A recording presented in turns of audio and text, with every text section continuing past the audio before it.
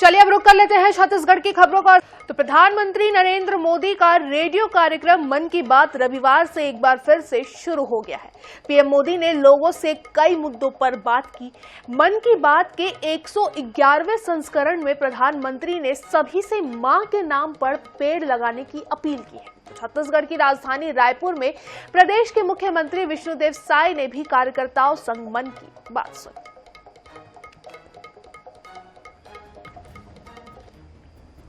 PM Modi की मन की बात सुनने सीएम विष्णुदेव साय राजधानी रायपुर के मधु पिल्लई चौक स्थित स्वदेशी भवन पहुंचे।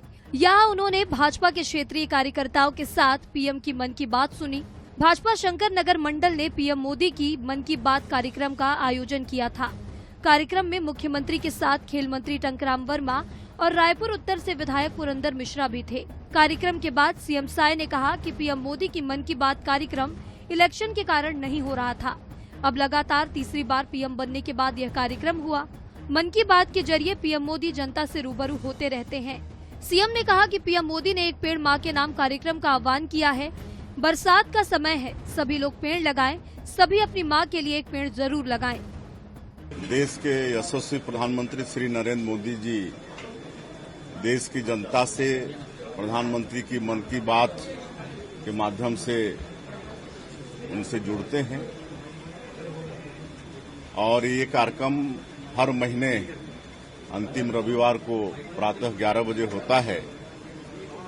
बीच में इलेक्शन के कारण ये बंद हो गया था और एनडीए की तीसरी बार सरकार बनने के बाद लगातार तीसरी बार प्रधानमंत्री बनने के बाद आज उनका पहला ये प्रधानमंत्री की मन की बात के माध्यम से देश की जनता से रूबरू हुए। दूसरी ओर कांग्रेस ने प्रधानमंत्री के मन की बात कार्यक्रम पर तंज कसा। प्रदेश कांग्रेस अध्यक्ष दीपक बैज ने कहा कि प्रधानमंत्री जी 10 साल से मन की बात कर रहे हैं, उससे क्या फायदा हुआ। प्रधानमंत्री जी 10 साल से मन की बात कर रहे हैं, उसका क्या फायदा होगा, पहला चीज। दूसरा चीज, अब सीएम क्यों, पूरी मंत्रिमंडल को जाना चाहिए। मन की बात कार्यक्रम में प्रधानमंत्री ने लोगों से एक पेड़ मां के नाम लगाने की अपील की। इसके साथ ही छत्तीसगढ़ के मुख्यमंत्री ने भी लोगों से आग्रह किया कि बरसात के मौसम में पेड़ अवश्य लगाएं। पीएम इस कार्यक्रम के जरिए लोगों को प्रेरित करते रहते हैं। इस बार पीएम मोदी के आह्वान पर हर कोई अगर एक पेड़ लगा दे तो हर तरफ हरियाली बिखर जाएगी। रायपुर से NH 24/7 के लिए स्वप्नील गौरखेड़े की रिपोर्ट। इधर मुख्यमंत्री विष्णुदेव साय की पहल पर राजधानी रायपुर में कुनकुरी सेवा सदन शुरू किया गया है। प्रदेश के दूर दराज के क्षेत्र से उपचार के लिए आने वाले मरीज और उनके परिजन यहां ठहरते हैं। इस सदन में अब तक 1500 मरीज ठहरकर स्वास्थ्य सुविधा का लाभ ले चुके हैं। देखिए। राजधानी रायपुर के शांति नगर में है कुनकुरी सदन, जहां बीमारी से जूझ रहे मरीज और उनके परिजन को स्वास्थ्य सेवा संबंधी सहायता और मार्गदर्शन उपलब्ध कराया जाता है ताकि उन्हें रायपुर में भटकना न पड़े। दरअसल रायपुर में मेकाहारा, एम्स सहित कुछ बड़े निजी चिकित्सा संस्थान हैं, जहां इलाज कराने के लिए प्रदेश के बस्तर से लेकर जशपुर तक से रोजाना सैकड़ों जरूरतमंद लोग रायपुर पहुंचते हैं। इन्हें उपचार के लिए भटकना न पड़े, इसलिए मुख्यमंत्री विष्णुदेव साय की पहल पर कुनकुरी सेवा सदन की शुरुआत की गई है। रविवार को सीएम साय ने खुद कुनकुरी सदन पहुंचकर मरीजों से मुलाकात की। इस दौरान सीएम ने कहा कि रायपुर में इलाज कराने आने वाले लोगों को कुनकुरी सदन में मदद मिल जाती है। ये कुनकुरी सदन है और यहाँ पर विशेषकर कुनकुरी विधानसभा क्षेत्र जहाँ से हम विधायक हैं, उसके नाम से ये कुनकुरी सदन रखा गया है। यहाँ पर कुनकुरी सहित जितने भी पेशेंट आते हैं रायपुर बीमारी के इलाज के लिए और जिनको अस्पताल वगैरह में जगह नहीं मिल पाती है या किसी तरह से उनको मार्गदर्शन नहीं मिल पाता है, तो यहाँ पर आते हैं। और यहाँ पर एक डॉक्टर भी पदस्थ हैं, महिला डॉक्टर यहाँ पर हैं और भी कर्मचारी हैं स्वास्थ्य विभाग के, और सब मिलकर यहाँ पर सबकी सेवा कर रहे हैं। और आज आप लोग भी देखे होंगे कि दूर दूर से यहाँ पर पेशेंट आए हुए हैं। 32 बेड की क्षमता वाले कुनकुरी सेवा सदन का शुभारंभ इसी साल मार्च में हुआ है। यहाँ 2 मेडिकल टीम और 1 एम्बुलेंस तैनात की गई है। कुनकुरी सदन प्रबंधन का कार्य संभालने वाले सीएम साई के निजी सचिव तुलसी कौशिक ने बताया कि कुनकुरी सदन में अब तक 1500 से अधिक लोगों को इस सदन का लाभ मिल चुका है। वहीं मरीजों ने भी सदन में उपलब्ध सुविधाओं के लिए सीएम साई के प्रति आभार जताया। करीब 1500 लोगों का आना यहाँ हुआ है, यहाँ के माध्यम से रजिस्ट्रेशन हुआ है। और मैं कह सकता हूँ कि अधिकतर 99% लोग सफल होकर के गए हैं इलाज करा करके, और घर तक पहुँच करके उनका जब खबर आता है कि वो स्वस्थ हैं, अच्छे हैं, तो सुन करके बड़ी खुशी मिलती है। ठीक से मिल रहा है सुविधा। हम लोग कांसाबेल से हैं और बालका हॉस्पिटल में इलाज कराए कैंसर का। कुनकुरी सदन में किस तरह की व्यवस्था मिल पा रही है? खाने पीने के लिए ठीक से है, मिल रहा है, अच्छा से दे रहे हैं। एम्बुलेंस से ले जाते हैं, लेने के लिए भी जाते हैं और छोड़ने के लिए जाते हैं। सुविधाएं बहुत अच्छी है, जैसे कि पेशेंट को एम्बुलेंस से ले जाना, फिर यहाँ खाना दिया जाता है, फिर रहने के लिए बेड, मतलब सारी व्यवस्था बहुत अच्छी है। और वहाँ जाने के बाद, हॉस्पिटल में जाने के बाद भी जो उनके द्वारा जो नियुक्त मीडिएटर होते हैं वो हेल्प करते हैं। मुख्यमंत्री विष्णुदेव साय मेडिकल सेवा को लेकर बहुत संवेदनशील रहे हैं। सांसद और केंद्रीय मंत्री रहने के दौरान भी मरीजों की जरूरत और उनकी सहायता करने के लिए तत्पर रहे हैं। यही वजह है कि कुनकुरी सदन जैसी पहल की गई है। रायपुर से INS 24/7 के लिए स्वप्नील गौर खेड़े की रिपोर्ट। तो राजधानी रायपुर में मुख्यमंत्री विष्णुदेव साय की अगुवाई में बीते दिनों यूनिफाइड कमांड की बैठक हुई, जिसमें मुख्यमंत्री के साथ गृह मंत्री, मुख्य सचिव, डीजीपी और बस्तर में तैनात सुरक्षा बलों के प्रमुखों ने भी भाग लिया। बैठक में नक्सलियों से निपटने के अलावा बस्तर में विकास और परिवहन के साधनों की कनेक्टिविटी पर भी खासा फोकस किया गया। इसके अलावा उस बैठक में और क्या कुछ चर्चाएं हुई, मुख्यमंत्री ने क्या कुछ निर्देश दिए, देखिए इस पूरी रिपोर्ट में। मुख्यमंत्री विष्णुदेव साय की अध्यक्षता में यूनिफाइड कमांड की बैठक हुई, जिसमें सीआरपीएफ, बीएसएफ, आईटीबीपी और पुलिस के अलावा भारतीय वायुसेना के अधिकारी शामिल हुए। इस बैठक में बस्तर में बीते दिनों चलाए गए ऑपरेशन से मिली कामयाबी पर भी चर्चा हुई। बताया गया कि आने वाले दिनों में फोर्स ऐसे ही समन्वय से काम करे तो और भी बड़ी सफलता हाथ लग सकती है। सीमावर्ती राज्यों में ऑपरेशन के दौरान वहां के सुरक्षा बलों की मदद लेने पर भी चर्चा हुई, ताकि नक्सलियों का समूल सफाया हो सके।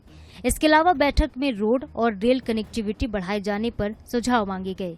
खासकर ओडिशा, आंध्र प्रदेश और तेलंगाना से बस्तर को जोड़ने पर चर्चा हुई, ताकि आवागमन के साधन बढ़ें और वाणिज्यिक गतिविधियां बढ़ सकें।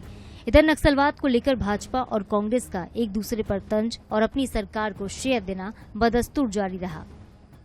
छत्तीसगढ़ में जब डॉक्टर रमन सिंह की सरकार थी, तब भी बस्तर जो पूरी तरीके से देश के कई इलाकों से कटा था, उसे कनेक्ट करने का काम किया गया। बिजली नहीं थी, बिजली देने का काम किया गया। बहुत सारे काम हुए। अब जब माननीय विष्णुदेव साय जी की सरकार आई है, तो बस्तर का हर एक व्यक्ति सरकार की योजनाओं से जुड़े, उसे कहीं आने जाने के लिए कोई तकलीफ ना हो, वहाँ पर शिक्षा की अच्छी व्यवस्था हो, स्वास्थ्य की अच्छी व्यवस्था हो, वहाँ रोजगार के अवसर बढ़े। और इन आने वाले 4.5 वर्षों में बस्तर में बहुत तेज गति से विकास होगा और वहाँ के हर व्यक्ति के जीवन में बहुत ही सकारात्मक बदलाव देखने को मिलेगा। 5 साल पहले कांग्रेस की सरकार ने बस्तर से नक्सलवाद के सफाई के लिए जो कार्य योजना बनाई थी और जो 3 मूल मंत्र दिए थे, उसी का लब्बो-लुआब यूनिफाइड कमांड की बैठक में भी वर्तमान सरकार और चारों राज्यों ने लिया। और यूनिफाइड कमांड में तो जो अन्य 3 राज्य हैं, उड़ीसा, तेलंगाना, आंध्र प्रदेश, वहाँ पे तो लगभग नक्सलवाद समाप्त हो चुका है, छत्तीसगढ़ में ही बचा हुआ है। तो छत्तीसगढ़ की विशेष जिम्मेदारी बनती है और सरकार को अपनी अनिर्णय वाली स्थिति छोड़ के नक्सलवाद के संबंध में अपनी एक ठोस नीति और ठोस कार्य योजना बनानी चाहिए। यूनिफाइड कमांड की बैठक में सरकार ने नक्सलियों के खात्मे के अलावा बस्तर में रेल कनेक्टिविटी समेत विकास के जिस मॉडल पर चर्चा की, अगर वो धरातल पर आता है तो निश्चित रूप से नक्सली हाशिए पर जा सकते हैं और छत्तीसगढ़ को 4 दशक के बाद नक्सलवाद से मुक्ति मिल सकती है। रायपुर से INS 24/7 के लिए मनोज नायक की रिपोर्ट। खबरों में आगे बढ़ते हुए चलिए अब बात कर लेते हैं डिप्टी सीएम अरुण साव की, जिन्होंने दुर्ग जिले के अहिवारा विधानसभा में 3 करोड़ के विकास कार्यों का लोकार्पण और भूमि पूजन किया। साथ ही पर्यावरण संरक्षण का संदेश देते हुए पौधारोपण भी किया। इस दौरान डिप्टी सीएम अरुण साव ने कहा कि शहरों को सुंदर और स्वच्छ बनाने के लिए सरकार ने स्पेशल प्लान तैयार किए हैं। निकाय चुनाव को लेकर उन्होंने कहा कि नगरीय निकाय चुनाव की प्रक्रिया प्रारंभ हो गई है। वहीं कांग्रेस पर निशाना साधते हुए डिप्टी सीएम ने कहा कि कांग्रेस को 5 साल काम करने का अवसर मिला था, लेकिन उन्होंने कुछ नहीं किया, सिर्फ बयानबाजी करते रहे। हमारी सरकार बनने के बाद शहर के विकास के लिए योजनाबद्ध ढंग से हम लोग काम कर रहे हैं। शहर हमारे सुंदर और स्वच्छ बने, इसके लिए नई नई योजनाएं लेकर आ रहे हैं और शहरों के विकास को सुव्यवस्थित स्वरूप देने का प्रयास लगातार जारी है। नगरीय निकाय चुनाव की प्रक्रिया अब प्रारंभ हो गई है। वार्डों के सीमांकन का कार्य हो रहा है। अन्य जो प्रशासनिक तैयारियां हैं वह भी हो रही है और आने वाले समय में हम शहरों के सुव्यवस्थित सुनियोजित विकास की दिशा में काम करेंगे। इसका चुनाव किस पद्धति से होगा, इसके लिए विचार मंथन चल रहा है और बहुत जल्दी इस पर अंतिम निर्णय करेंगे। कांग्रेस के पास कोई काम नहीं है सिवाय मीडियाबाजी करने के, बयानबाजी करने के। 5 साल काम करने का अवसर मिला था, कुछ किया नहीं। छत्तीसगढ़ को दोनों हाथों से लूटने का काम वो मुख्यमंत्री जी का विशेषाधिकार होता है। उस पर माननीय मुख्यमंत्री जी सही समय पर सही निर्णय लेंगे, पर सरकार हमारी छत्तीसगढ़ की जनता के आशा और आकांक्षाओं के अनुरूप काम कर रही है।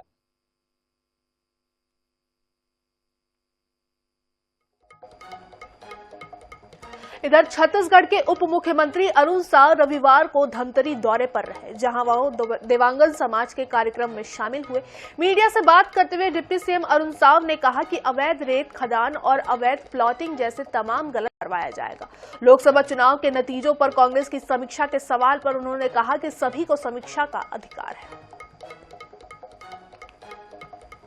लगातार इस दिशा में कार्यवाहियां हो रही है, मजबूती से कार्यवाही हो रही है। किसी भी तरह के अवैध कारोबार को संरक्षण नहीं मिलेगा, कड़ाई से कार्यवाही होगी। अवैध रेत खदान भी धमतरी में काफी चल रहा है। मैंने कहा कोई भी अवैध काम किसी को करने की इजाजत नहीं होगी। ठोस कार्यवाहियां हो रही है और होती रहेगी। प्रदेश में अपराध बढ़ रहे हैं। टीटी का जो एग्जाम है उसमें भी गड़बड़ी पाई गई, उस पर क्या कार्रवाई? देखिए, सरकार ने पूरी गंभीरता से इस मामले को लिया है, त्वरित रूप से कार्यवाही की है, तेज गति से जांच हो रही है, अपराधी पकड़े जा रहे हैं। किसी भी कीमत पर छात्रों के भविष्य से खिलवाड़ करने की इजाजत किसी को नहीं होगी। हमारे जो देवांगन समाज का 3 वर्षीय जो कार्यकाल होता है, अभी उसका निर्वाचन 3 माह बिफोर हुआ था। पदाधिकारियों की घोषणा समारोह के लिए हमने उनके अध्यक्ष के द्वारा की जाती है, निमंत्रित किया और हमारे आवेदन को स्वीकार करते हुए हमारे पदाधिकारियों का वो आज हमारे कार्यक्रम में आए। हम उनको बहुत बहुत धन्यवाद ज्ञापित करते हैं और उन्होंने समाज के लोगों की भावनाओं को समझते हुए हमने अपनी मांगों को भी रखा, इस मांग को उन्होंने पूरा किया, उसके लिए उनको बहुत धन्यवाद ज्ञापित करते हैं। इधर पूर्व मुख्यमंत्री भूपेश बघेल को खुले मन से खरी खरी सुनाने वाले सुरेंद्र दास वैष्णव एक बार फिर से सुर्खियों में है। दरअसल सुरेंद्र दास कांग्रेस की कार्यप्रणाली और भूपेश बघेल की कार्यप्रणाली की शिकायत करने छत्तीसगढ़ प्रभारी सचिन पायलट के पास रायपुर पहुंचे थे। लोकसभा चुनाव के दौरान राजनांदगांव लोकसभा चुनाव बहुत ही रोमांचक चुनाव था। एक तरफ कांग्रेस के पूर्व मुख्यमंत्री भूपेश बघेल लोकसभा चुनाव लड़ रहे थे, तो दूसरी तरफ राजनांदगांव से संतोष पांडे लड़ रहे थे। संतोष पांडे लोकसभा चुनाव जीते। इस दौरान भूपेश बघेल को पार्टी की अंदरूनी लड़ाई का काफी सामना करना पड़ा। प्रदेश और राजनांदगांव के कई कांग्रेसी बागी नेताओं ने राजनांदगांव लोकसभा में भूपेश बघेल के विरुद्ध जमकर प्रचार किया, जिसमें से एक बागी नेता पूर्व जिला पंचायत उपाध्यक्ष सुरेंद्र दाऊ भी थे। कांग्रेस के बागी सुरेंद्र दाऊ के विरोध के बाद लोग प्रयास लगा रहे थे कि पूर्व जिला पंचायत उपाध्यक्ष अब भाजपा प्रवेश करेंगे, लेकिन सुरेंद्र दाव ने सभी कयासों को खारिज किया है। सुरेंद्र दाव ने बताया, मैंने सचिन पायलट से एक दिन पूर्व मुलाकात की और विधानसभा चुनाव में कांग्रेस क्यों हारी और कांग्रेस की हार के कारणों मैंने छत्तीसगढ़ प्रभारी सचिन पायलट को बताया। मैंने पार्टी फोरम में अपनी बात रखी थी और मुझे कांग्रेस पार्टी से निष्कासित किया गया।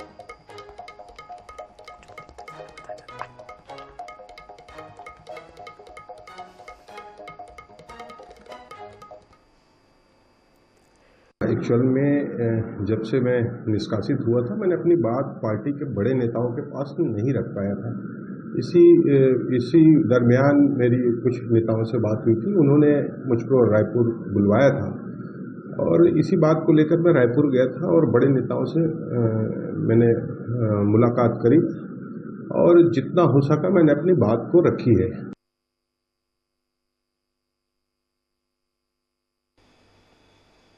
अगली खबर पखांजूर से, जहां महाराष्ट्र को जोड़ने वाली सड़क की हालत जर्जर हो चुकी है। कुछ साल पहले ही 7.50 करोड़ की लागत से 10 किलोमीटर तक सड़क का निर्माण किया गया था, जो अब जवाब देने लग गया है। रोड में ओवरलोडिंग वाहन चलने के कारण सड़क की हालत जर्जर हो गई है। यहां स्कूल कॉलेजों के छात्रों को आने जाने में काफी परेशानी होती है। पखांजूर से महाराष्ट्र को जोड़ने वाली इस सड़क से दर्जनों गाँव आते हैं और रोजाना हजारों लोगों का आना जाना रहता है। लोगों ने सड़क की मरम्मत के लिए कई बार प्रदर्शन किया, लेकिन प्रशासन तक सूद नहीं।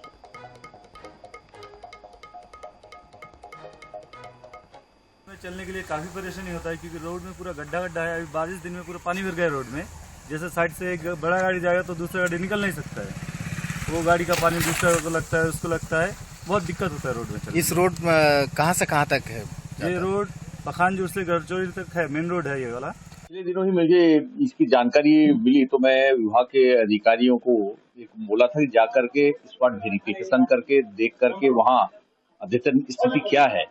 मैंने उनको कहा था तो जाकर के वहाँ तक आपके मायापुर आगे तक के रास्ता का उन्होंने मुआयना किया, देख करके आए। और अभी मेरी बात हुई तो वैकल्पिक व्यवस्था की दृष्टि से वहाँ पर कम से कम गिट्टी के साथ अभी चलने लायक बरसात के दृष्टि से किया जाए। पिछले दिनों भ्रमण के दौरान मैंने भी देखा है उस रोड में जगह जगह गड्ढे हो गए हैं और हर आने जाने वालों को परेशानी का सामना करना पड़ रहा है। बरसात बढ़ेगी तो और गड्ढों की संख्या भी बढ़ जाएगी, देखने से ऐसा लग रहा है। इस संबंध में मेरा एग्जीक्यूटिव इंजीनियर PMGSY के अधिकारी से बात हुई है। उनका ये कहना है कि सर हमने नवीनीकरण हेतु उस शासन को प्रस्ताव बना के भेजा हुआ है। जैसे ही स्वीकृति मिलेगी हम उसमें काम प्रारंभ कर देंगे। और चलिए अब बात कर लेते हैं बलरामपुर की, जहां INH न्यूज की खबर का असर हुआ है। मेडिकल दुकान संचालक द्वारा सर्जरी का मामला, मेडिकल दुकान को किया गया सील। जांच में जुटी है स्वास्थ्य और पुलिस विभाग की टीम। पंडरी गांव में मेडिकल संचालक ने की थी महिला की सर्जरी। INH न्यूज ने प्रमुखता से दिखाई थी खबर। तो जांच में स्वास्थ्य और पुलिस विभाग की टीम पूरी तरीके से जुट चुकी है। पंडरी गांव में मेडिकल संचालक ने महिला की सर्जरी कर दी थी। INH 24 न्यूज की खबर का असर एक बार फिर से हुआ है। बलरामपुर से खबर हम आपको बता रहे हैं, जहां मेडिकल स्टोर में सर्जरी का ये पूरा मामला आपको बता दें। कल ये मामला हमने आपको दिखाया था, कल ये मामला हमारे संज्ञान में आया था और हमने इस मामले को उजागर किया था कि मेडिकल संचालक जो है तो मरीज के परिजन जो है वो वहां पे दवाई लेने पहुंचे थे, जिसके बाद संचालक ने मरीज के परिजनों से लगभग 20,000 से अधिक की राशि ली और उसके बाद महिला की सर्जरी वहीं अपने दुकान में ही कर दी, जिसके बाद महिला की हालत काफी ज्यादा गंभीर हो गई थी। फिर उसे अस्पताल में भर्ती कराया गया था, जिसके बाद अब INH न्यूज की खबर का असर हुआ है। दुकान को अब सील कर दिया गया है, मेडिकल स्टोर को सील कर दिया गया है। ये तस्वीरें भी सामने आई है जब मेडिकल दुकान को सील किया गया है। तो पंडरी गांव में मेडिकल संचालक ने महिला की सर्जरी की थी, पूरा मामला है ये। पुलिस विभाग की टीम और स्वास्थ्य विभाग की टीम पूरे मामले की जांच पड़ताल में अब जुट चुकी है। दवाई लेने के लिए मेडिकल स्टोर पर पहुंचे हुए थे। उसके बाद जो है मेडिकल संचालक ने अपनी बातों में उन्हें उलझाया और उनसे पैसे वसूले और महिला की वहीं दुकान में ही सर्जरी कर दी, जिसके बाद महिला की हालत काफी ज्यादा गंभीर हो गई थी, जिन्हें अस्पताल में इलाज के लिए भर्ती कराया गया था। अब इस पूरे मामले पर कार्रवाई करते हुए मेडिकल स्टोर को सील कर दिया गया है और आगे की जांच पड़ताल और कार्रवाई में स्वास्थ्य विभाग और पुलिस विभाग की टीम जुट चुकी है। तो INH न्यूज की खबर का एक बार फिर से असर होते हुए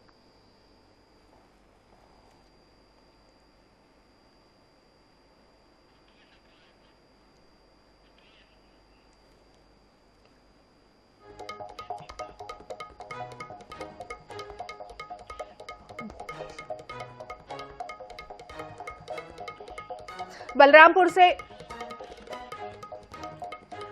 से हमारे संवाददाता घनश्याम सोनी हमारे साथ फोन लाइन पर जुड़ चुके हैं ज्यादा जानकारी के लिए। घनश्याम, जानना चाहेंगे आपसे, INH न्यूज की खबर का असर हुआ है। कल हमने बहुत ही प्रमुखता से ये खबर दिखाई थी, मेडिकल स्टोर संचालक की जिस तरीके से ये मनमानी थी, एक तरीके से हमने बताया भी था कि ये मनमानी या लापरवाही नहीं, ये क्राइम है। अब इस मामले पर कार्रवाई कर दी गई है, स्टोर को सील कर दिया गया है। आगे क्या कुछ कार्रवाई इसमें देखने को और मिल सकती है?